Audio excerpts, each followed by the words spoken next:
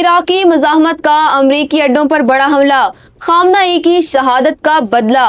عراق سے موصول ہونے والی تازہ ترین اطلاعات کے مطابق عراقی اسلامی مزاحمت نے اربیل میں موجود امریکی فوجی اڈوں پر ڈرونز اور راکٹوں سے شدید حملہ کر دیا ہے۔ اس حملے کی ذمہ داری ایران نواز گروپ سرایہ اولیاء العدم نے قبول کرتے ہوئے اسے سپریم لیڈر آیت اللہ علی خامنہ ای کی شہادت کا خونی انتقام قرار دیا۔ اربیل انٹرنیشنل ایئرپورٹ کے قریب امریکی فوجی تنصیبات اور الحریر ایئر بیس کو نشانہ بنایا گیا۔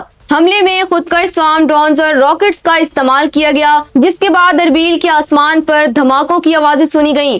امریکی ایئر ڈیفنس سسٹم نے زیادہ تر ڈرونز کو فضا میں ہی تباہ کر دیا، تاہم ایئرپورٹ کے قریبی علاقوں سے دھواں اٹھتے دیکھا گیا ہے۔ تاحال کسی امریکی فوجی کی ہلاکت کی باضابطہ تصدیق نہیں ہوئی۔ عراقی ملیشیا نے دو ٹوک اعلان کیا ہے کہ یہ محض شروعات ہے اور جب تک امریکہ خطے سے اپنی موجودگی ختم نہیں کرتا، اس کی تنصیبات محفوظ نہیں رہیں گی۔ اس حملے نے ثابت کر دیا ہے کہ ایران کے اتحادی گروپ سب امریکہ کے خلاف براہ راست جنگ میں شامل ہو چکے ہیں۔